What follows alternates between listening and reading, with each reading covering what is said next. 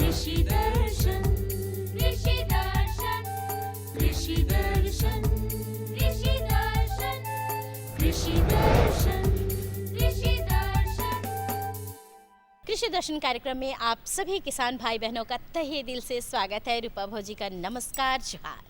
किसान भाइयों, मेरी ओर से भी आप सबों को बहुत बहुत जोहार। तो चलिए आपको लिए चलते हैं कृषि समाचार की ओर, जहां मिलेगी आपको कृषि से संबंधित ढेरों जानकारियां। नमस्कार, कृषि समाचार में आपका स्वागत है। मैं हूं मीनाक्षी मुंडा। आइए देखते हैं आज कृषि समाचार में क्या है खास। जल निधि योजना के तहत किसान डीप बोरिंग के लिए ले सकते हैं अनुदान। रांची में मत्स्य प्रसार योजना के तहत कल से गोष्ठी का आयोजन। मिर्च के बेहतर उत्पादन के लिए लगाए उन्नत प्रभेद आंध्र ज्योति। अब समाचार विस्तार से। झारखंड सरकार की ओर से सिंचाई की सुविधा बढ़ाने, मानसून पर किसानों की निर्भरता कम करने और बहुफसलीय खेती को बढ़ावा देने के उद्देश्य से जल निधि योजना की शुरुआत की जा रही है। इस योजना के तहत 6 इंच व्यास का डीप बोरिंग करके 1.5 हॉर्स पावर का मोटर लगाया जाएगा। प्रति इकाई योजना लागत 3,50,000 रुपए है। इसमें 75% अनुदान सरकार देगी। यह योजना कृषक समूहों के लिए है। सभी वर्गों के किसान जिनके पास कम से कम आधा हेक्टेयर जमीन है, वे इसके लिए योग्य माने जाएंगे। विभागीय मार्गदर्शन में पानी पंचायत का गठन करके इसका कार्यान्वयन किया जाएगा। समिति के सदस्यों के पास क्लस्टर में न्यूनतम 5 एकड़ भूमि होना अनिवार्य है। मत्स्य विभाग झारखंड सरकार की ओर से मत्स्य प्रसार योजना के तहत रांची जिला में मछली पालन से जुड़े लोगों के बीच जागरूकता बढ़ाने के उद्देश्य से गोष्ठी का आयोजन किया जा रहा है। यह कार्यक्रम 15, 17 और 19 दिसंबर को रांची सदर में तथा 18 दिसंबर को ओरमांझी में, 22 दिसंबर को तमाड़ एवं कांके में, 23 दिसंबर को बेड़ो और 29 दिसंबर 2015 को नामकुम में आयोजित होगा। इन क्षेत्रों के मत्स्य कृषक गोष्ठी में भाग लेकर मत्स्य पदाधिकारियों से सीधा संवाद स्थापित कर सकते हैं। गेहूं फसल को सबसे अधिक खतरा दीमक के प्रकोप से रहता है। बचाव के लिए किसान खेत की तैयारी करते समय ही दीमक को खेत से बाहर निकाल दें। इसके लिए क्लोरफॉरिफॉस दवा का घोल बनाकर खेत में छिड़काव करें। झारखंड की मिट्टी ऐसी है कि यहाँ फसलों में ज्यादा दीमक लगते हैं। किसान भाई, यदि आपके खेत में दीमक दिखे तो फसल लगाने से पहले खेत की शुरुआती तैयारी के समय ही दीमक को खेत से बाहर ले जाकर नष्ट कर दें। दीमक पे नियंत्रण के लिए क्लोरफॉरिफॉस दवा से घोल बनाकर खेत में छिड़काव करना भी फायदेमंद है। गेहूं में एक ही कीट ज्यादा परेशान करता है, वो है दीमक। क्योंकि हमारा जो झारखंड का जो मिट्टी का संरचना है उसमें दीमक का प्रकोप बहुत ज्यादा होता है। तो बेहतर होगा कि अगर आप जहां पर गेहूं का खेती कर रहे हैं, अगर आपको लगता है कि यहाँ पर दीमक बहुत ज्यादा है, तो खेत तैयार करने के समय ही आप दीमक का वहां से निकालने का कोशिश करें। तो क्या है, इसके लिए एक दवा आती है क्लोरोपाइरीफोस, जिसका आप खेतों में छिड़काव करें ताकि दीमक का प्रकोप को खत्म। राज्य के जो किसान बसंतकालीन मिर्च की खेती करना चाहते हैं, वे जनवरी फरवरी में फसल लगाने का काम कर सकते हैं। इस फसल के बेहतर उत्पादन के लिए आंध्र ज्योति, पूसा सदाबहार NP 46A, पूसा ज्वाला या KA2 नामक उन्नत प्रभेदों का चयन कर सकते हैं। मिर्च की उन्नत खेती के लिए हल्की दोमट मिट्टी वाले खेत का चयन करें। बुआई में 1 किलोग्राम बीज प्रति हेक्टेयर की दर से उपयोग करें। बुआई में कतारों के बीच 50 सेंटीमीटर और पौधों के बीच भी 50 सेंटीमीटर की ही दूरी रखें। मिर्च फसल से अधिकाधिक उपज प्राप्त करने के लिए आंध्र ज्योति, पूसा सदाबहार, NP 46A, पूसा ज्वाला या KA2 नामक अनुशंसित प्रभेद लगाएं। इनकी उत्पादन क्षमता 80 से 100 क्विंटल हरी फली प्रति हेक्टेयर है। व्हील हो एक ऐसा कृषि उपकरण है जिसकी सहायता से किसान भाई टाड़ खेत में लगे फसल की निकौनी का काम कर सकते हैं। इसकी कार्य क्षमता 18 से 20 डिसमिल प्रतिदिन है।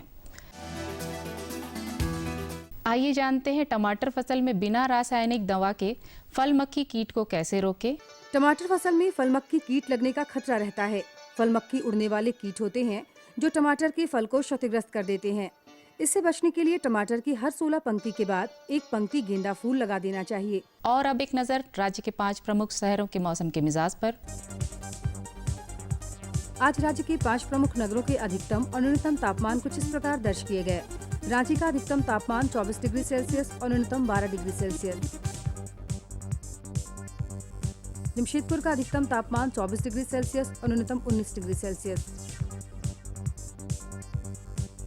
मेदिनीनगर का अधिकतम तापमान 23 डिग्री सेल्सियस और न्यूनतम 19 डिग्री सेल्सियस।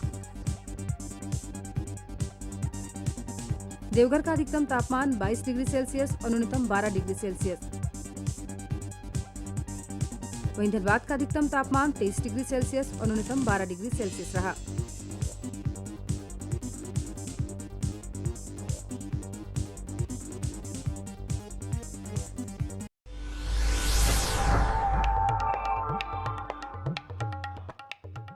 और अब मंडी भाव में आइए नजर डालते हैं अनाजों के भाव पर। आज कृषि उत्पाद बाजार समिति लोहरदगा में विभिन्न खाद्यान्नों के थोक भाव कुछ इस प्रकार दर्ज किए गए। चावल मोटा 1800 रुपए से 2000 रुपए, चावल मध्यम 2100 रुपए से 2500 रुपए, चावल उत्तम 3000 रुपए से 3400 रुपए, गेहूं 1600 रुपए से 1800 रुपए, चना 6200 रुपए से 6800 रुपए, दाल अरहर 12200 रुपए से 12850 रुपए, सरसों तेल 11200 रुपए से 11800 रुपए, चीनी 2900 रुपए से 3300 रुपए, आलू 1400 रुपए से 1800 रुपए और प्याज 1600 रुपए से 2000 रुपए प्रति क्विंटल रहा। कृषि समाचार में आज इतना ही। अगले दिन अगले अंक में फिर मुलाकात होगी कुछ ताज़ा तरीन खबरों के साथ। तब तक के लिए दीजिए इजाजत। नमस्कार, जोहार। किसान भाइयों, अभी आप देख रहे थे कृषि समाचार। इसमें आपने ली कृषि से संबंधित तमाम जानकारी, मौसम के मिजाज से भी अवगत हुए और मंडी के भाव को भी आपने जाना। बिल्कुल सही कहा। लेकिन यहाँ पर लेंगे हम एक छोटा सा विराम। कहीं जाइएगा नहीं, हम तुरंत हाजिर होते हैं। ये लो और बताओ। बस। अरे ये क्या भैया जी, बस इतनी सी रासायनिक खाद? किसानी छोड़ रहे हो क्या? किसानी नहीं, नादानी छोड़ रहे हैं। मिट्टी की जांच कराई है। अब तो लालाजी जितनी जरूरत है उतने ही उर्वरक खेत में डालेंगे। हाँ, किसान भाई आज ही अपने जिले की नजदीकी भूमि परीक्षण प्रयोगशाला में मिट्टी की जांच जरूर करवाएं और मिट्टी में पोषक तत्व, नमी व पौधे के विकास को देखते हुए केवल जरूरत के अनुसार ही पोषक तत्व डालें। और हाँ, मिट्टी में गंधक, जस्ता, बोरोन जैसे सूक्ष्म पोषक तत्वों का पता लगाना भी न भूलें।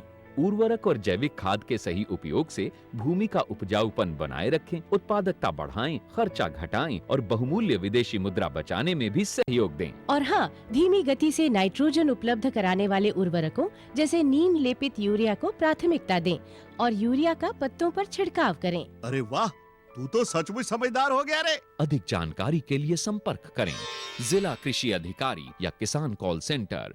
विराम के बाद एक बार फिर से स्वागत है आप सभी किसान भाई बहनों का। अब बारी है जानकारी की, तो पिटारा खुलने वाला है। पिटारा खोलेंगे हमारे मंगरा भाई। क्यों, बिल्कुल कौन सी सही जानकारी दिलवा रहे हैं आज? किसान भाइयों, अभी दलहनी का मौसम है।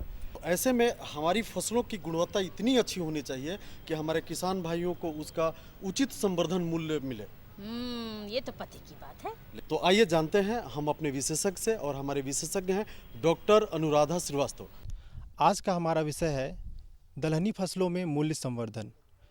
इस विषय में हम आज बात करेंगे डॉक्टर अनुराधा श्रीवास्तव से। झारखंड में किसान धान की खेती ज़्यादा करते हैं किंतु दाल की खेती कम क्यों करते हैं? इसका सबसे बड़ा कारण ये है कि झारखंड का जो कि ज़्यादातर किसान हैं वह उनके पास सिंचाई के साधनों का अभाव है। वो जो बारिश होता है उसी से वो धान की खेती कर लेते हैं, लेकिन सिंचाई के साधन ना होने की वजह से वो दाल की फसलें नहीं ले पाते हैं। कुछ ही दालें हैं जैसे उड़द है या अरहर है, वो उगाते हैं। और दाल की फसलों में किसान जो कीड़े होते हैं और बीमारियां होती हैं वो बहुत अधिक मात्रा में लग जाती हैं, जिससे उनको रिस्क बहुत ज़्यादा होता है दाल की फसलें उगाने में। इसके साथ साथ लेकिन कुछ ऐसी दालें हैं जो हमारे सेंटर से भी कुछ किस्में विकसित हुई हैं, जैसे कि सोयाबीन है या मूंग की दाल है, ये कुछ ऐसी दालें हैं जिसको जो किसान भाई हैं वो मॉनसून सीज़न में ही उसको उगा सकते हैं, जिससे कि बारिश के जल का ही इस्तेमाल करके वो उगा सकते हैं और सिंचाई के साधनों की कोई आवश्यकता नहीं होती है। दाल फसलों में मूल्य संवर्धन क्या होता है, हमारे किसान भाइयों को बताएं। मूल्य संवर्धन का अर्थ होता है कोई भी ऐसी प्रक्रिया जिससे आप दाल फसलों के मूल्य में वृद्धि कर सकें। अगर बाज़ार में किसान को किसी दाल का 60 रुपये किलो उसको भाव मिल रहा है, तो कुछ ऐसे उत्पाद वो उस दाल का प्रयोग करके बना सके या उसकी गुणवत्ता इतनी बढ़ा सके कि उसको इससे बढ़ा हुआ बाज़ार में दाम मिले, तो ऐसी किसी भी प्रक्रिया को हम मूल्य संवर्धन कहेंगे। और इसका एक बहुत ही महत्वपूर्ण जो भाग है वह है मूल्य संवर्धित उत्पाद, जिन्हें प्रोसेस प्रोडक्ट कहते हैं। जैसे कि दालों का इस्तेमाल करके हम बहुत सारे तरीके के प्रोसेस प्रोडक्ट बना सकते हैं, जिससे किसान उन दालों को इस्तेमाल करके अधिक से अधिक लाभ प्राप्त कर सकते हैं। लेकिन किसान भाइयों को ये बताइए कि दाल फसलों से मूल्य संवर्धन कैसे किया जा सकता है। बहुत सारे तरीके हैं जो बहुत पहले से गांव के लोग करते आ रहे हैं, जैसे पापड़ है या बड़ियाँ हैं। ये ऐसे तरीके हैं जो दालों से बहुत समय से बनाते हुए आ रहे हैं और वो आज भी बना सकते हैं। तो ये और इसके साथ बहुत सारे नमकीन, जिनको स्नैक प्रोडक्ट कहते हैं, बहुत सारी दालें जैसे कि मूंग की दाल है या उड़द की दाल है, चने की दाल है, इनका इस्तेमाल करके या चने या मटर की दाल का इस्तेमाल करके बहुत सारे स्नैक्स प्रोडक्ट जो हैं वो बनाए जा सकते हैं, जो किसान अपने घर पर ही बना सकता है और उनकी पैकेजिंग करके मार्केट में ला सकता है।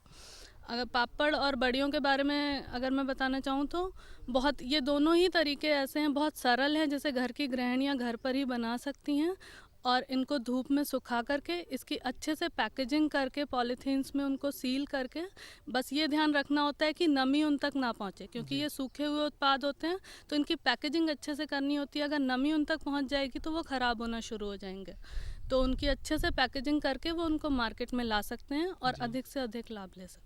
मैडम, झारखंड में ऐसे कौन से, झारखंड के मौसम के अनुसार ऐसे कौन से दालें हैं जिसे किसान लगा करके उसमें मूल्य संवर्धन कर सकते हैं? झारखंड के किसान दालों के मामले में अभी भी बहुत कम ऐसी दाल की फसलें हैं जो वो लेते हैं। ज़्यादातर किसान, जैसे उड़द की दाल है या अरहर की दाल है, वो कुछ किसान हैं जो कम मात्रा में उपजाते हैं, या एक कुल्थी की दाल है उसको वो उपजाते हैं, लेकिन और बाकी दालों के मामले में वह हमेशा पीछे हटते हैं। उसका एक सबसे बड़ा रीज़न है सिंचाई के साधनों का अभाव। तो कुछ ऐसी जो दलहनी फसलें हैं जिनको हम मॉनसून के बारिश के सीज़न में ही ले सकते हैं, और जिससे किसान और अधिक से अधिक उनको उपजा करके जो प्रोसेस प्रोडक्ट उनके बहुत सारे तरीके के बन सकते हैं। उनमें सबसे ज़्यादा महत्वपूर्ण जो है वो है सोयाबीन की दाल। सोयाबीन की फसल यहाँ के किसान अभी नहीं जानते हैं, लेकिन बहुत ही महत्वपूर्ण फसल है। इसकी कई सारी किस्में भी विकसित की हैं हमारे सेंटर ने। ये एक ऐसी फसल है जिसे जून के महीने में लेकर के बारिश के मौसम का लाभ उठा करके किसान उसको उगा सकते हैं। और इस सोयाबीन जो होती है, इसको दालों की तरह तो इस्तेमाल किया ही जा सकता है। सोयाबीन प्रोटीन का सबसे अच्छा स्रोत होता है। सोयाबीन का जो प्रोटीन है वो सबसे अच्छी क्वालिटी का प्रोटीन माना जाता है, तो न्यूट्रिशनली ये बहुत अच्छी है। इसके साथ साथ इसके बहुत से मूल्य संवर्धित उत्पाद बन के मार्केट में आते हैं, जिसकी ओर भी किसान लोग जा सकते हैं। सोयाबीन से आप बहुत सारे तरीके के स्नैक बना सकते हैं, स्नैक्स प्रोडक्ट जिनको नमकीन की तरह खाते हैं। इसको रोस्टिंग करके इसमें मसाले और नमक मिलाकर इसकी पैकेजिंग करके इसको स्नैक्स की तरह खाया जाता है। उसके साथ एक बहुत ही महत्वपूर्ण उत्पाद है सोयाबीन का मिल्क, सोया मिल्क जिसे कहते हैं, सोयाबीन का दूध। कुछ लोग दूध नहीं पी सकते हैं, उनको एलर्जी होती है, या और भी प्रोटीन के अच्छे स्रोत की तरह जो सोयाबीन का मिल्क होता है, सोयाबीन का दूध होता है, उसको एक ऐसा प्रसंस्कृत उत्पाद है जो किसान बना सकते हैं। और फ्लेवर्ड सोया मिल्क मार्केट में उपलब्ध है, और इसको बनाने का तरीका बहुत ही आसान होता है। सोयाबीन का जो दाने होते हैं उनको भिगा दिया जाता है, और अगले दिन, एक रात भिगाने के बाद अगले दिन उसको पीस कर और छान कर उसका दूध निकाल लिया जाता है, जिसको गर्म करके उसको फिर उसमें फ्लेवर मिला के, चीनी मिलाकर उसकी आप बोतलबंदी कर सकते हैं, और फ्लेवर्ड सोया मिल्क मार्केट में आ सकता है। इसी तरीके से इस सोया मिल्क से ही एक पनीर बनाया जाता है जिसको टोफू कहते हैं। अंतर्राष्ट्रीय मार्केट में इसकी बहुत मांग है, और ये अब धीरे धीरे भारत में भी ये बढ़ रहा है। तो एक टोफू एक ऐसा प्रोसेस प्रोडक्ट है टोफू, जिसे सोया का पनीर कहते हैं। ये भी एक ऐसा उत्पाद है जो किसान बना सकते हैं। इसके साथ साथ और भी कुछ दालें हैं, जैसे मूंग की दाल है या मसूर की दाल है। ये भी दालें हैं जो यहाँ के किसान नहीं उपजाते हैं। इसको अधिक से अधिक मात्रा में उपजा करके मूंग की दाल के भी बहुत सारे स्नैक प्रोडक्ट बन सकते हैं, और साथ में इसकी बड़ी या पापड़, इस तरीके के सभी प्रसंस्कृत उत्पाद बनाए जा सकते हैं। हमारा संतुलित आहार होता है, उसमें अनाज के साथ साथ दालों की भी बहुत महत्वपूर्ण भूमिका होती है। जो प्रोटीन होता है, जो हमारे शरीर के सही सुचारू रूप से कार्य करने के लिए बहुत ही महत्वपूर्ण है, वह हमें दालों से ही मिलता है। तो जब तक हमारे आहार में दालें नहीं सम्मिलित होंगी, तब तक हम एक संतुलित आहार नहीं ले सकते। और जब तक किसान अधिक से अधिक दालों का उत्पादन नहीं करेंगे, बाज़ार में लोगों को दाल खाने के लिए नहीं मिलेगी, दालों के मूल्य इसी तरीके से बढ़ते जाएंगे और वह एक संतुलित आहार नहीं ले पाएंगे। इसलिए आप अधिक से अधिक दालों की खेती करें और उनके मूल्य संवर्धन करके अधिक से अधिक लाभ कमाएं। मैडम, आपने बहुत अच्छी जानकारी दी हमारे किसान भाइयों को, इसलिए आपको धन्यवाद। और किसान भाइयों, आप भी हमसे जुड़े रहें, इसके लिए आपको भी धन्यवाद। वाह, क्या बात है, बहुत ही बढ़िया जानकारी। अच्छी लगी ना? बिल्कुल। तो हम उम्मीद करते हैं कि किसान भाई इससे हमारे लाभान्वित होंगे। बिल्कुल होंगे, क्यों होंगे ना। तो ले लेते हैं एक छोटा सा विराम, आप दिखाते हैं आपको कुछ संदेश।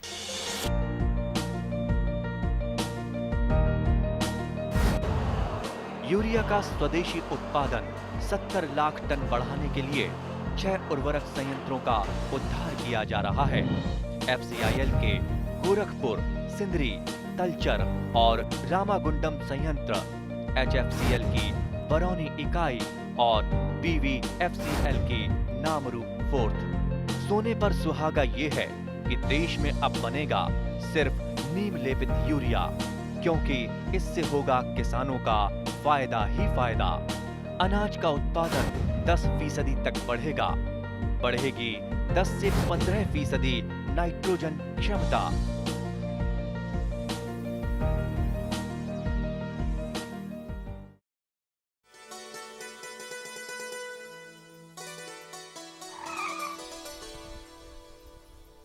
एक लीटर में 90 किलोमीटर का माइलेज है। वाह भैया, पेट्रोल तो बचा रहे हो, लेकिन पानी के बारे में क्या सोचा है? अरे सामू, पानी के पैसे से ही तो गाड़ी खरीदी है। क्या, पानी के पैसे से? हाँ, सूक्ष्म सिंचाई अपनाकर मैंने पानी बचाया। इस विधि से सिंचाई करने से 75 से 85% तक जल की उपभोग क्षमता बढ़ गई, जिससे सिंचाई करने पर 30 से 50% तक सिंचाई जल की बचत हुई। तो क्या हम भी इसका लाभ उठा सकते हैं? राज्य के सभी किसान इसका लाभ उठा सकते हैं 90% अनुदान के साथ, और साथ में बैंक ऋण की सुविधा भी उपलब्ध है। तब तो हमारे खेतों में आएगी हरियाली और हमारे जीवन में आएगी खुशहाली। तो भौजी, अब बारी आपकी है। एक ही माटी दो ही हाथ, मिट्टी जब सोना उगले तब बनती है बात। क्या बात है, क्या बात है। सिंचाई से संबंधित कुछ जानकारी है? क्या है, बता दे। बिल्कुल बताइए। रवि फसल में सिंचाई प्रबंधन के बारे में आज आपको हम जानकारी दिलवाने जा रहे हैं, और जानकारी दे रहे हैं हमारे विशेषज्ञ अरविंद कुमार जी। तो फटाफट ले लीजिए जानकारी। किसान भाइयों, जैसा कि आप सभी जानते हैं, हम आप लोगों के लिए नई नई और ख़ास जानकारी लेकर आते हैं।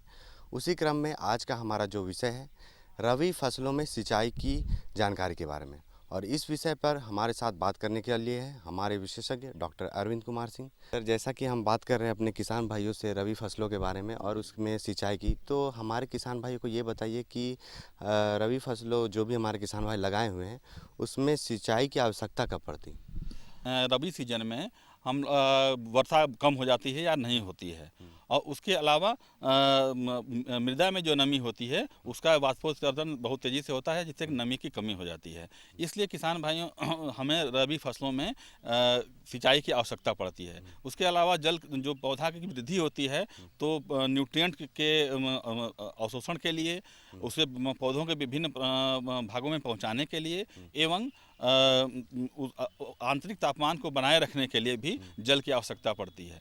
इसलिए हमें रबी सीजन में सिंचाई की विशेष आवश्यकता पड़ती है। खरीफ में सीजन में क्योंकि बारिश होती रहती है और अक्सर वो जल का जो है नमी में बना रहता है मिट्टी में, तो हमें उतनी सिंचाई की आवश्यकता नहीं पड़ती है। लेकिन झारखंड प्रदेश में बारिश की कमी और मिट्टी में नमी की कमी की वजह से रबी फसलों में हमें सिंचाई की आवश्यकता अत्यधिक पड़ती है। और सर अब आपसे हम ये जानेंगे कि जो झारखंड के परिवेश में जो भी हमारे किसान भाई फसल लगाए हुए हैं, तो जो फसल रबी फसल लगाए हुए हैं वो कब सिंचाई करें, किस समय वो सिंचाई करना चाहिए? जी, बहुत अच्छा सवाल है आपने किया।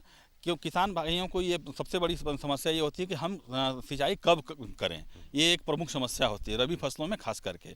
तो उसके लिए सबसे अच्छा उपाय ये है कि अगर आप वक्त से पहले सिंचाई करते हैं तो पानी की बर्बादी हो रही है। अगर वक्त के बाद अगर सिंचाई करेंगे तो आपको फसल का उत्पादन नहीं मिल पाएगा, तो फसल में उत्पादन में बहुत ज़्यादा नुकसान होता है। इसलिए पौधों की वृद्धि की आवश्यकता के अनुसार अगर हम सिंचाई करते हैं तो सबसे ज़्यादा फायदा होता है।